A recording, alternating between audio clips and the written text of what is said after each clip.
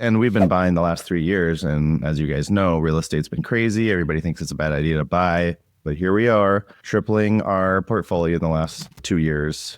In any situation, it still makes more sense to buy right now, because if they go up, well, then great. You got locked in at a better rate. If they go down, you refinance, but you got a better purchase price. All right. So welcome back. Another episode of Investing RN, the Investing RN podcast.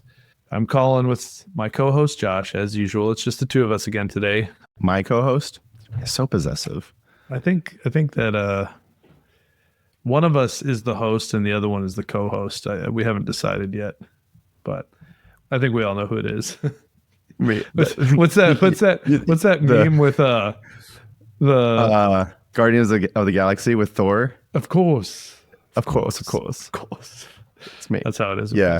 Oh, who is that? Who's the guy who does the other guy? Star-Lord. Chris Pratt. Yeah, Chris Pratt and Thomas Haynes. Anyways, doesn't matter. Anyway, we're back. We're both equal hosts.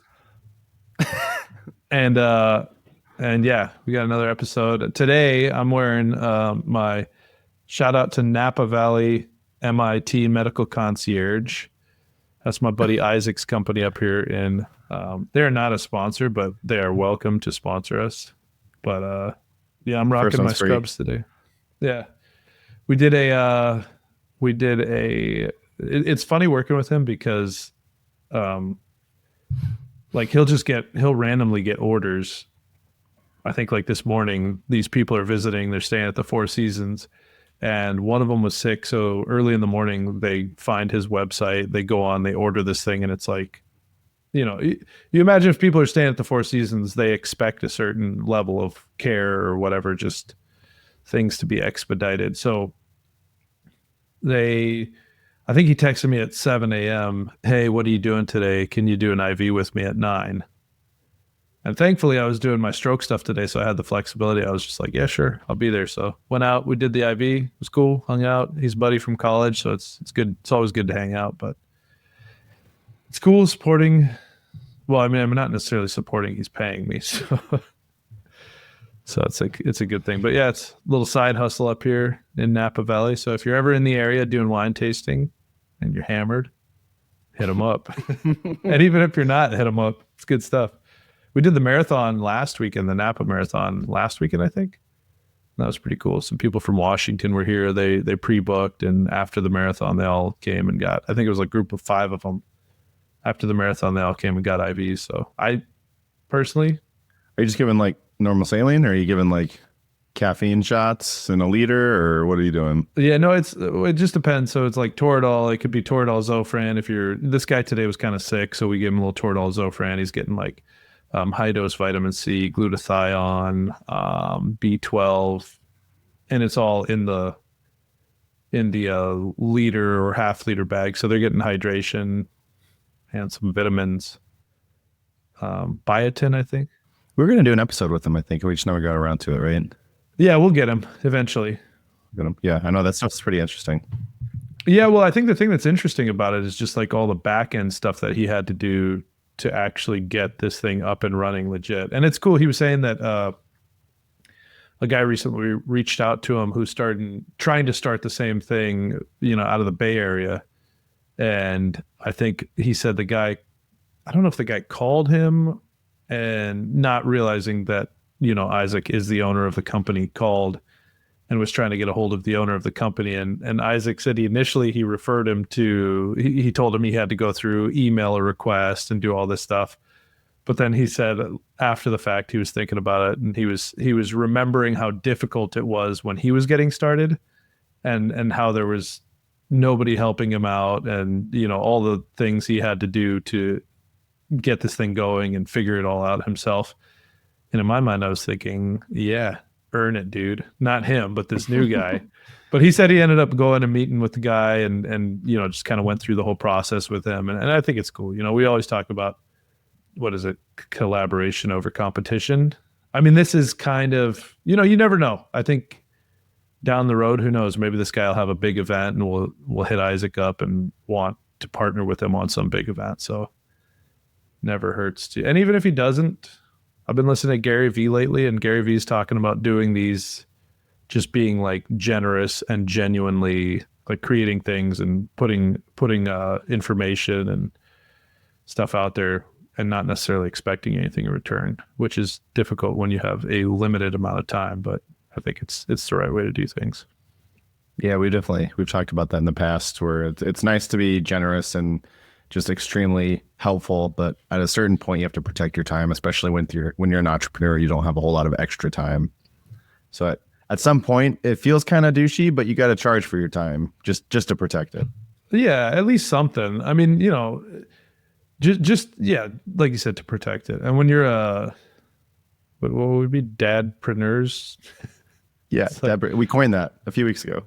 Yeah. So it's like, you got 4 kids, I got 2 kids, I got a newborn, you got a 9-month-old. Is he 9 months or 10? 11. Oh, it was close enough. But in any case, it's busy, and thankfully we have awesome wives that are, primarily responsible for the care of the children. But yeah, it's yeah. One of them more than the other one, but we don't have to talk about which one. Yeah, we'll let you decide. Funny enough, too, I had a conversation with my mom last night, and she was finally. So our kid is 6 weeks old now, and I think she found out shortly. Well, we didn't name the kid for like a month, and when we finally decided on the name, I think several people within our family, probably you guys included, were just kind of like, "What, Ozzy?" Because we named him Ozzy, and then his full name is Oslo. And my mom basically last night finally let me know how she truly felt about it, which I already knew. I knew she didn't like it, but she was just like, "So how did you come up with that?" I was just like, "I don't have to explain myself to you, Mom." Well, yeah. I'm 38 years old, Mom.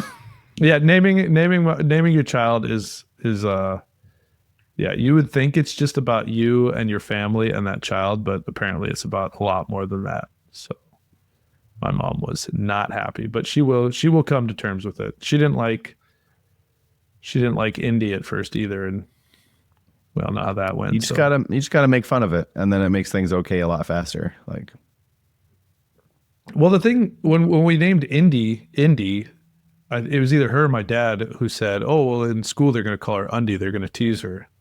And I told them, "You guys named me Colin. My entire life I've been called Colin. Can't be much worse than that. So it should be all right." Not if I call her that first. I'm going to prepare her for school. Yeah. There you go. Yeah, you'll just tease her and bully her, and then she'll be ready. She'll be ready. Yeah, she'll be ready to go. But anyway, so that's what's going on. Spring is we got like 85 degrees here this week, so hopefully you guys. So do we. So not that much better than us. You guys had the draft and you ran away. Yeah, we did have the draft in Green Bay. That was 1 week ago. I was in DC. I was advocating for the CRNA profession. That was actually a lot of fun. That was busy.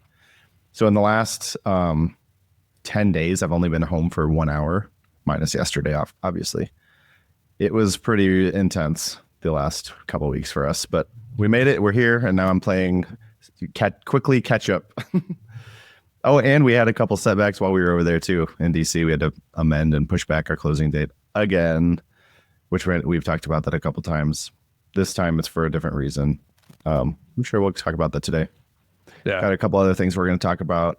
We're going to talk about tax strategy a little bit of depreciation, and then we'll do some updates on what we're doing with our portfolio and why we had to amend it and push back the closing date again. I think so. We had talked about. Did we talk about buying real estate in 2025? I didn't erase it, so I don't think we got to it last time. So my bullet was, why is 2025 the best year to buy real estate? And I like to ask that, so you have to answer. Because that's the year we're in. Because that's right now. 2026 will be a better year when we're in it, but it's not right now. We live in the present. Yeah.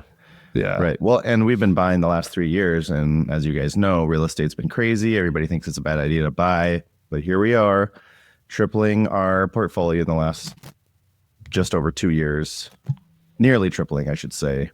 And we're cash flow positive when interest rates come down. we're assuming they're going to come down. We'll refinance and we'll cash flow even more than we are currently. Even if we're at a break even right now, next year we'll do some rent raises, and then hopefully interest rates come down and we'll refinance and our payments will be lower. But you say hopefully interest rates come down, but to be very clear, we don't underwrite for interest rates to come down. We expect interest rates to come down. We hope and pray that they will come down.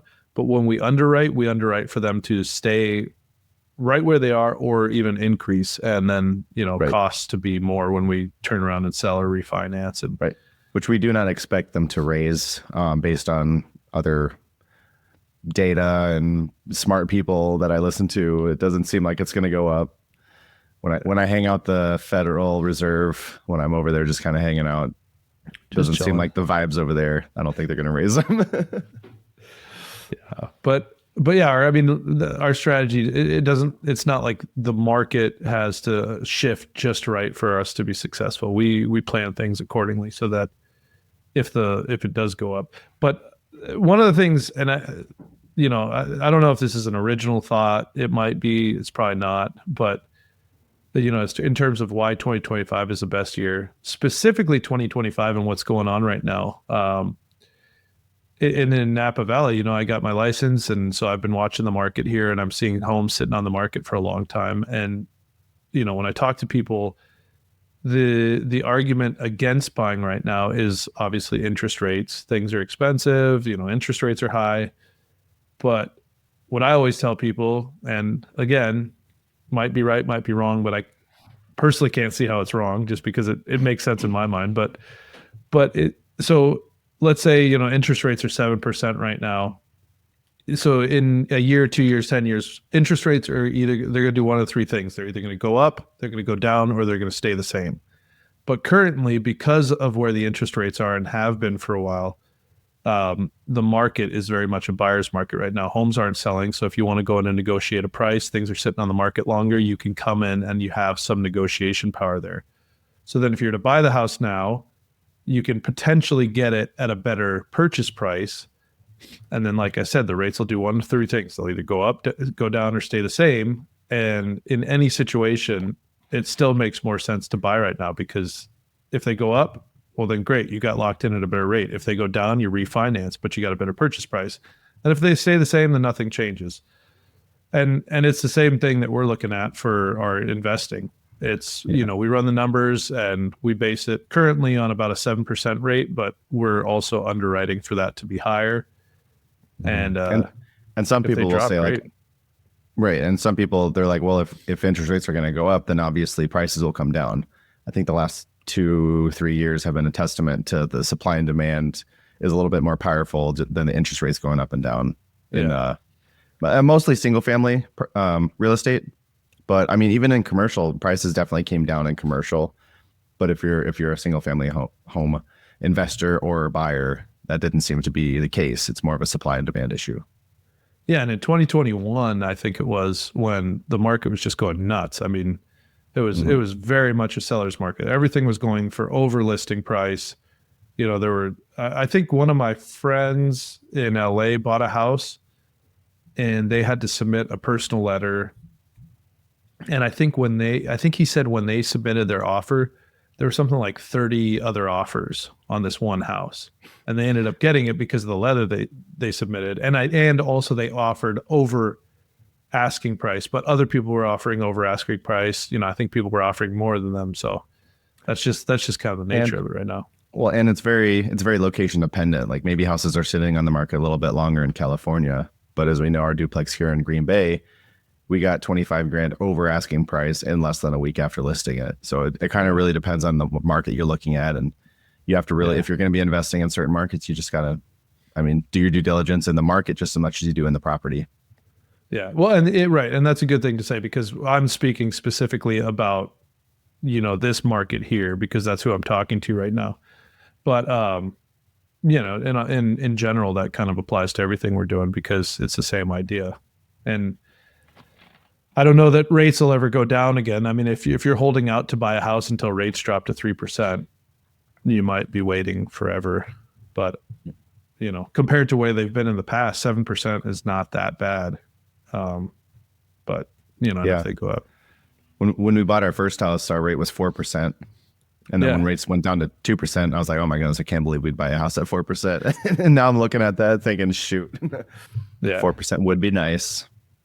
Well, and I remember, I think David Greene was the one saying that, if you're complaining because the house is $1 million today, but if you wait 5 years, 10 years, that same house is going to be, $2 million or $3 million, and then you're going to regret not buying it at $1 million.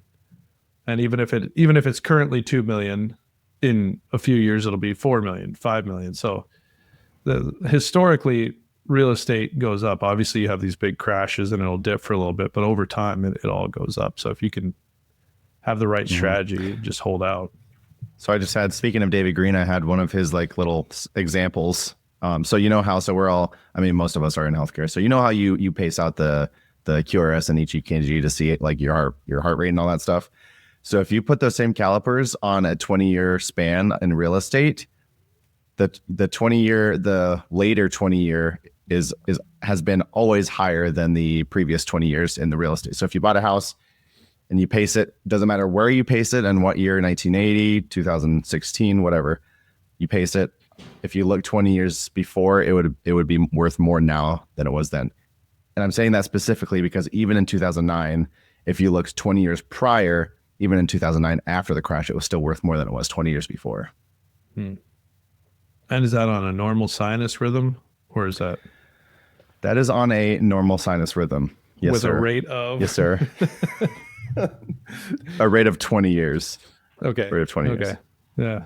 That's a long pause, but yeah, I mean, that's, that just kind of goes back to my point. And I mean, I think it's tricky. Where it gets a little tricky is if you're trying to time things where you're trying to sell a house to then buy a new house. Obviously that's tricky because now you're on both sides of it. So in that situation, maybe it's not the best time to buy, because if you're having to sell in the same market, maybe it's not great. But if you could potentially keep the house that you're living in and buy something new, either by using like a home equity line of credit or whatever you can do, or if you have other money saved up to just keep that house and purchase the new house and rent out the one you have, then when the market turns around and you do have this buying frenzy again, then you could capitalize on that, sell, and already have this new house that you bought. Basically, I'm just trying to convince people to make real estate transactions so that I can get involved and get commission. Now that I get commission, can you commission anywhere in the US? Are you asking me that because of the referral fee we just got? You didn't get it yet. Well, yeah, we haven't gotten it yet. But that is one cool thing, because so we bought our first property in 2020, and that was during COVID. I remember because I was doing a travel assignment in Northern California, and we were living in an apartment. Jen and I were living in an apartment. There's a condo. It was the two of us and three other travel nurses and our dog. We're the annoying ones who brought a dog, but and it's not just a dog. It was Estelle, the worst dog in the world. Please, Estelle's the best dog. Every time we get together, Josh's dog craps on the floor, and then they try and blame Estelle because their dog never goes to the bathroom in the house, except every time we're together. But anyway. And she used to terrorize two of our children. Your kids, they know what they did. So she's the sweetest little French bulldog. She's an emotional support animal. She would never hurt a child.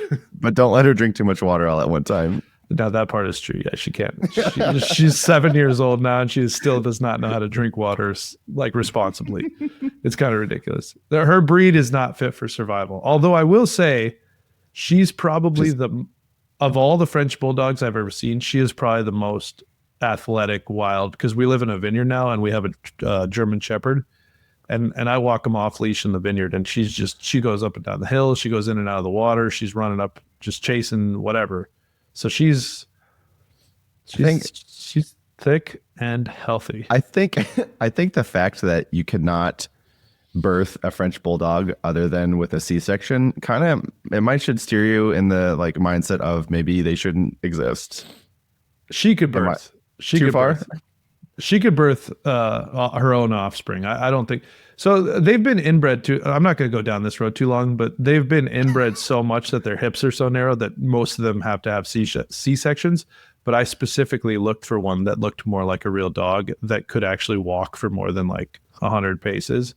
And she's, we take her on 3-mile walks and she can hang. So yeah. Anyways, Estelle's the best. So moving along, we were in this apartment. Oh. And that's when I started. So this is 2020. That's when I started my real estate license. Fast forward to, I guess it would have been the end of 2023. I still hadn't finished the course. I think by then it had expired and I'd had to renew like 3 times for $50 a pop. And then I got this notice saying that if I didn't finish the course by December 31st, 2023, the course was going to expire and I would have to start all over again. And I think I'm trying to remember why I started doing that at the time. Maybe I just thought I was going to get into real estate sales because that was early on in our investing career. And I don't think there was any reason for me to have my real estate license for what we were doing other than just to maybe have, because we weren't even investing in California. So I don't really know why I started the process, but. Was that because it was a requirement to do your property management out there? No, because we hadn't even started property management in 2020. That's what I'm saying. I started this thing in 2020. I don't know why, but for whatever reason, I had started it. I had gotten a decent amount of progress to where by the end of 2023, when they were telling me it was going to expire, I was like, all right, let me just finish this thing. And then I took the test, I think maybe August. No, I think I took it in March or April. Yeah, because I took it before we moved up here in May, passed it. And then I didn't even apply for my license until August. And then I finally got that and linked up with a guy here in town.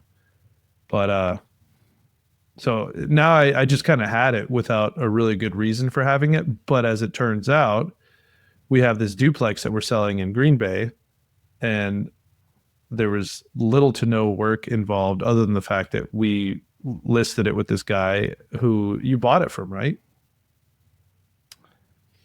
Yes. Yeah. Yep. So he was the realtor that I used when I bought it originally for myself. Yep. And he was great. Like he's been in Green Bay for 25 years selling, very familiar, got stuff done, which is nice.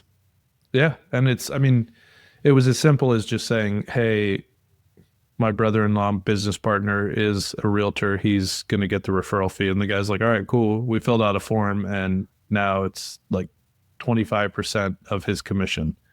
Yeah. Which we had done that a few times in the past with my mom. But this time, since because it was inside, it was at this point, it was owned by our business. Obviously, the logical choice is for Colin to get the referral bonus since it's staying in the business. Yeah. And after 4 long years of working, slaving away on my real estate license, it finally paid. I think it's like, it's supposed to be 25% up. 25% of his half. Right. Yes. So which in Green Bay specifically, I don't know if this is common in certain areas across the US, but the listing broker side is 3% and they do 2% for the buying broker, which maybe I'm completely way off, but to me, it sounds like it seems to be easier for the listing broker than it is for the buying broker. You don't actually have to go around showing them. Yeah, not necessarily though, because as the listing agent, you're having to not show the home, but you're having to photograph the home, market the home, field calls. You're still dealing with all the buying agents. You could literally be a listing agent, registered with Zillow, and somebody just picks up the phone and calls on the thing, and you go out, show it once, and they decide they like it, they put in an offer, and you sell it. It could be that simple, or they just call you. I know in Wisconsin, I know at your mom's office, people will just call the office. And if she happens to be there, she picks up the phone and somebody says, hey, I'm looking for this, let's say I'm looking for a duplex in this area. She could just say, okay, I have this duplex, take them over there, show them the duplex. They like it. They put in an offer. That's it. So it has the potential to be a lot easier for the buying side. Yeah, that makes sense. That does make sense. Yeah. Well, and kind of going back to that, he's been experienced in the area for 25 years. he actually just made a few calls to some of the other brokers he's familiar with. And I think that's how this first deal got done so fast, because he knew somebody who was looking for exactly this, just gave him a call, boom, sold. Yeah. Yeah, I mean, the network thing is huge. I even today, we have another fourplex listed. And I don't know why I hadn't thought about it sooner, but somebody that bought one of our triplexes a couple years ago, he's an investor in the area. And he told me, hey, if you ever sell anything else, let me know. And I just thought about today. So I texted him. He was like, yeah, I might be interested. Send me the details. Sent that over. And, he may or may not buy it, but having that network of people where when you have a deal and their kind of buy box and criteria, just send it out to them. And I think as an agent, that's what you're doing. You're building that network. You're really studying the market. Your clients, what your clients are looking for. So when a house pops up, right away you're thinking like, oh, Mr. and Mrs. Smith, this would be like the perfect house for them. And then you show it to them. And as for the buying side, that's how you can be good there and move things along quickly. But you got to know your market. You got to know your clients and everything. So I do not know my clients yet. I need more clients. So if you got clients in the Napa area, come on down. Well, I Instagram and social media in general, I think has been more so my weakness than yours. I mean, I've been so busy. I've been barely posting. So a little bit of my weakness also. Yeah. But, trying to ramp that up, just trying to build some, a network and get some clients for the real estate thing. I went to try and post something today because yesterday, Cinco de Mayo was officially 1 year since we moved up here. So I was like, my post today was talking about how today is day one of our second year here. And I feel like we did a lot in the first year, so I'm excited for the second year. And it's just a video of my German Shepherd running through a field. It's nothing special. It's all in the comments or whatever, but you need the volume up because the song is just, it fits the video. There's no song. Oh. There was going to be a song. I was just going to get you so many views because they're going to be watching the video like 5 times. Like, where's the song? I need the song. Oh, yeah. No, there's a song. Yeah, you got to like really turn it up to hear the song. But that's one of the things I'm excited about. Like, I'm trying to show up more on social media because I really want to build this real estate brand and, get some real estate sales going on up here, all in an effort to honestly just be able to be home more. Now having a second kid, it's very busy. And I never took for granted when we were doing property management and working from home and all the time we got to spend with our daughter. I always loved it. But it was just a struggle in the sense that we weren't making the kind of money we were making with nursing. So there were some frustrations and everything that we went through during that time. But, now being back in the hospital, Indy's always asking Jen while I'm gone, like, oh, why is Papa working so much? And why does he have to be gone all the time? And I'm not even gone that much. But it motivates me to seek other things that would allow me to be more flexible with my schedule and be home more. So that's motivating me right now. I'm like, if I have to show up on Instagram and do some stupid posts and make a fool of myself to be able to be home more, I'll do it. It's worth it. And then eventually I'll collab here and there with Investing RN too. If it's a good enough post. Yeah. Well, you have to allow it also. Well, that's something else too. So like all this, I've been listening to a lot of Neil Dingra and then he was interviewing Gary Vee recently on this podcast I was listening to. It's the Neil Dingra podcast. He's interviewing Gary Vee. It's a good one. So if you're interested in real estate sales, social media, you should listen to that one. But he was talking about not archiving posts because like if you put it out there, whatever, if it fails, it fails. Let people see it. Who cares? And I think that's that's another one of the things that we being as a group collectively, whether or not you wanted to do that, you got involved with it because we are a 3-person team. Yeah. So decisions that get made become I've gone through and archived plenty of posts, but it was never as important to me. It's more like 6 months down the road, I'll go through and kind of archive some stuff that I'm like, okay, I'll archive this. Not so much archive because I didn't feel like it fit the style in the moment. Well, one of the things I didn't realize was that the audio can just disappear if a track gets taken down. And so we had all these posts that just had no audio. And so that was kind of, I went through and archived a bunch of those just because they're kind of pointless if they don't have audio. So I guess, as you're doing the social media thing, you do kind of have to tend to it. I mean, how far down are people going to scroll? They're probably not that far. And it's not like it hurts you. It just dies. It just doesn't, it's not shown to anybody new at that point. Yeah. So really didn't have to. Well, I won't. Although we haven't been posting very much recently. So that post might've been 6 months ago, but you only had to like scroll down 1 or 2 pages. But yeah, so that'll be, we'll see. Day 1 today, check in with me. What am I excited about? Then I'm going to just do the final 5 on myself, if that's okay. Question number 3, what are you excited about in the next 12 months? So are we skipping tax strategy and updates? We can do that on the next episode, Cam. No, we can talk about that. No, that's like that's a whole thing. That is. Okay, so final 5, Colin. We could talk about the updates because that's something brief. Tax strategy, I feel like that's a whole episode. Just getting into this depreciation stuff, because there's a difference between short term, long term, and it's a whole thing. But like as 2 far things, like 2 whole things. Yeah, but the I'm just kidding. Intricacies of these things. Yeah, we allude to the intricacies, and we've never actually dove deep into them. But we have now dove in, and we're gonna dive deep into those on the next episode. Wait till next. You're just gonna be waiting for an entire week to just get this information that you could just look up yourself online. But just wait; it'll be better coming. Just wait till the end. Not only that, we're gonna record it in 10 minutes after this episode ends. But you got to wait till next week. Oh, sorry. Wasn't I supposed to say that? Don't give away all our secrets. Okay. Yeah. So challenges with closing. Josh, I'm going to let you talk about this one because this is your boy. Even though he was referred to us by a seller who is now partnered with us on 2 deals. There's potential that he listens to our podcast. So I'm going to be a little bit kosher. And I'm going to translate what my thoughts are into just plain English instead of French, if you know what I mean. Go on. I mean, where to start? I think we've had several episodes referencing our closing that's happening soon.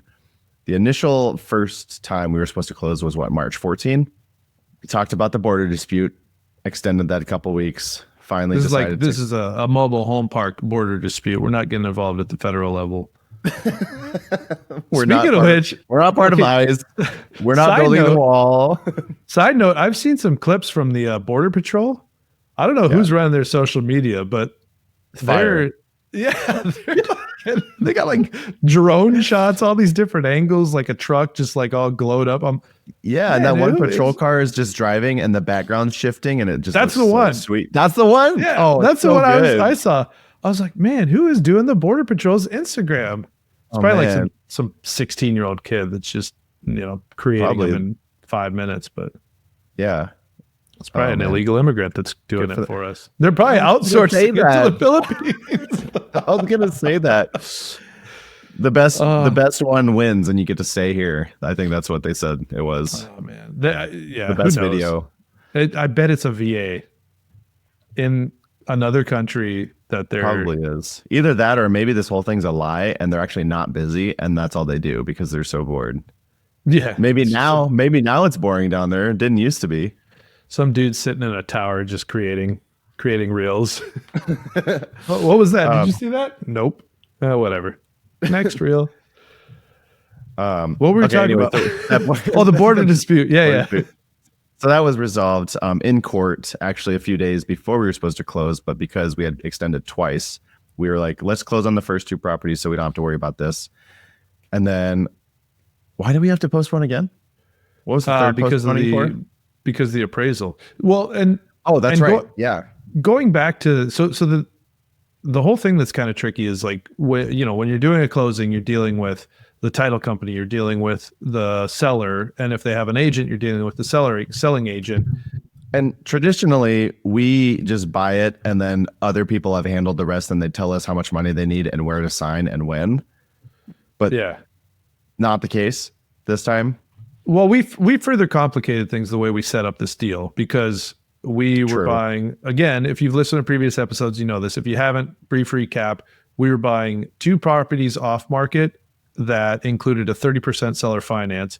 We were using that to cover some of the down payment for an on-market property that we're getting, and we grouped them all together into one loan, and we were set to close on March 14th, which, to our bank's credit, the fact that they were willing to work with that was awesome. And that is why we continue going back to them despite some of the issues that we've had.